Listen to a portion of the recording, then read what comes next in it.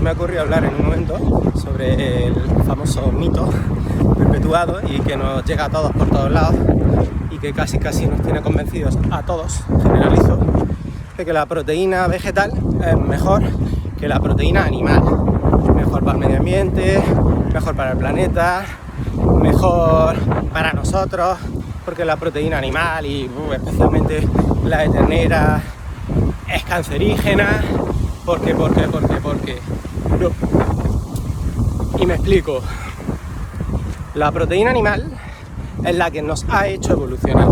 Comer proteína animal es la que nos hizo reducir el tamaño de nuestro estómago, de nuestros intestinos, siendo como éramos homínidos, porque comíamos hojas, como comen, pues ¿qué te digo yo? Los gorilas están comiendo como las vacas las 24 horas del día. Es una exageración porque cuando duermen no, pero bueno, las vacas también porque están comiendo.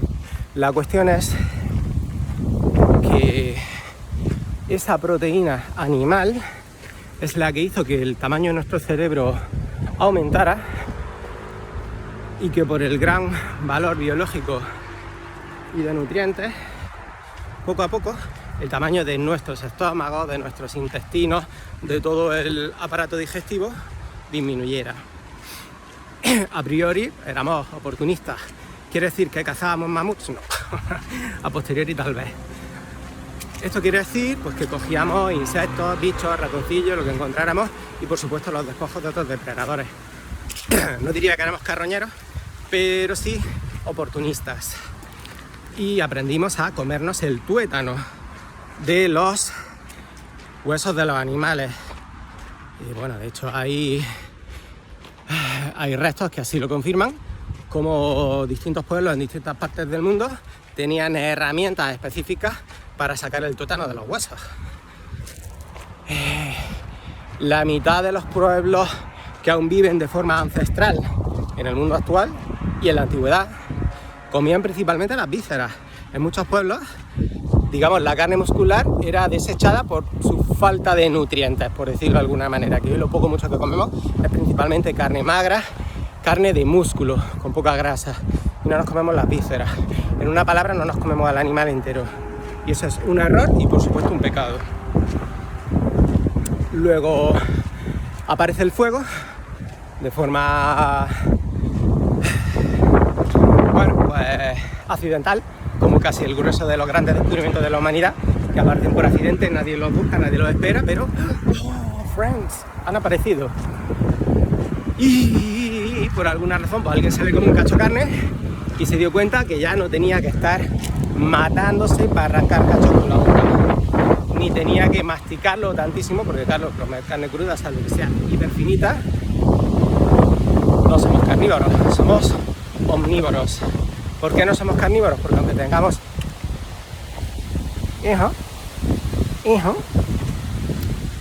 aunque tengamos colmillos, no son lo suficientemente fuertes ni poderosos para desgarrar, ni tampoco estas uñas que ya son un vestigio evolutivo inútil. Antes nos servirían para trepar, restar, luchar, ya no. Entonces, toda esa proteína animal es la que nos ha traído a quienes somos hoy.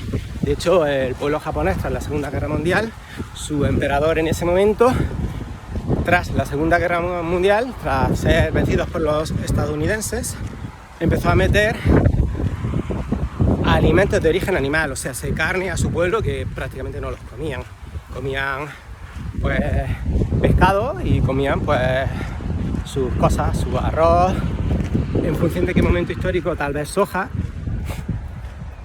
y por supuesto fermentada, ¿no? Ni la que nos llega aquí, que además de ser transgénica y de ser totalmente modificada, pues no está fermentada. Y si lo estuviera, no en tiempo y forma. Con lo que les ocurre a los japoneses no me acuerdo, pero en fin, no voy a dar el dato exacto, pero sí la idea de él. No sé si fue en 2 o 3 generaciones, pues aumentaron varias tallas de altura por comer proteína. Vale, más cositas. Es cierto, es innegable que luego está por ahí la proteína de origen vegetal. Y debo decir que la proteína de origen vegetal siempre, como casi cualquier alimento de origen vegetal, tiene sus venenos, sus antinutrientes, sus fitotóxicos que están ahí para que nadie se los coma.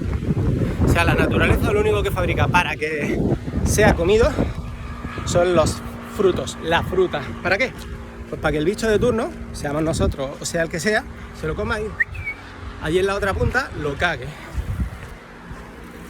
Y esa semilla junto a la caca genera una planta nueva. Entonces ahí sí, ahí hay color, ahí hay azúcar por un tubo, que aunque no lo supiéramos, sabíamos que era energía. Y cuando alguien en el pasado u hoy, en según qué parte del mundo, digamos no occidentalizadas, cuando encuentran una fuente de alimentos calóricos, ya sea fruta, ya sea miel, unos panales, pues ¿qué le dice a su cerebro? Jártate. Lo que te dice a ti. Lo que pasa es que tu cerebro no sabe que ya no vive en ese entorno. Entonces, lo que era una herramienta evolutiva fantástica de supervivencia, encuentro dulce, me jarto, encuentro amargo, no, caca, es veneno y te vas a morir. Y pues la cuestión es que, claro, empezamos a comer vegetales y empezamos a comer, sin nadie saberlo, pues proteína vegetal. ¿Por qué? Pues porque los pueblos comen y han comido lo que se encuentra a su mano, en el terreno. Somos omnívoros, no podemos olvidarlo. En algunos casos comeremos más carne, en otros casos más pescado, en otros casos más vegetales, en otros casos casi absolutamente vegetales, porque es lo que hay, y en otros casos absolutamente animal y cero vegetal, porque no hay, ¿vale? Entonces, ¿qué empezamos a hacer? Pues empezamos a ver que hay plantas que me las como y me pongo malito, me muero. Y hay otras, pues que por alguna razón, exactamente igual que todo lo demás, por puro accidente, se producen cambios en ciertos alimentos, como pueden ser cereales, como pueden ser legumbres, que por accidente han ocurrido y resulta que alguien se lo come y dice, coño, no me he puesto malo o no me he muerto. Vamos a ver qué pasa aquí. ¿Y eso qué es? Pues principalmente remojar. Remojar, pues las legumbres que nosotros culturalmente las comemos y las ponemos en remojo, normalmente la noche de antes. ¿Para qué? Pues a cualquiera que le pregunto me dice que para que se pongan blandas. Sí, claro, si no te vas a partir los dientes porque no te los comes verdes, los comes secos porque secándolos tienen una larga duración, igual que los cereales, o relativa larga duración, porque según sus propias humedades van a generar hongos, van a generar microorganismos que pueden generar patógenos que nos pueden hacer pupita de la buena. De hecho, eso ha pasado y pasa, y lo vemos de vez en cuando en la India, pasa en China. Bueno, que me estoy saliendo del tema. La cuestión es que aprendemos a torear esos venenos, esos tóxicos, esos antinutrientes, fermentando, activando, hecho en agua y pasadas 24-48 horas tiro ese agua y vuelvo a echar agua, que ahora ya nosotros lo hacemos igual pero más cortito, de una noche para otra. Bien, y luego ¿qué hacemos? Pues que se ha producido una predigestión inicial. Estos antinutrientes, estos tóxicos que están fuera de la semilla, porque les vuelvo a recordar, las semillas no están hechas para que nadie se las coma, porque si te las comes ya no hay planta. Pues estas semillas, legumbres, cereales, semillas varias, como digo, esos antinutrientes, cuando la semilla se activa porque va a germinar, ¿qué ocurre? Que se liberan una serie de enzimas que a su vez reducen, eliminan y utilizan esos tóxicos, esos antinutrientes para su propio consumo. ¿Guay? Tú no puedes, ellos sí. Entonces cuando remojas largamente y tiras el agua, estás activando esos vegetales. ¿Y qué consigues con esto? Que esos antinutrientes desaparezcan y que además la mayor parte de la energía contenida en esa semilla, porque es una bomba de vida, es un feto vegetal concentradísimo de, como digo, de nutrientes, pues lo has puesto en marcha y hay una gran disponibilidad. Entonces, hemos conseguido, pues, con una serie de tratamientos, eliminar estos tóxicos y hacer que no nos maten, que no nos sienten mal, y aún así hay muchas personas que se sientan mal, hagan lo que hagas. También es cierto que, como un proceso hermético pueda ser, que cuando comes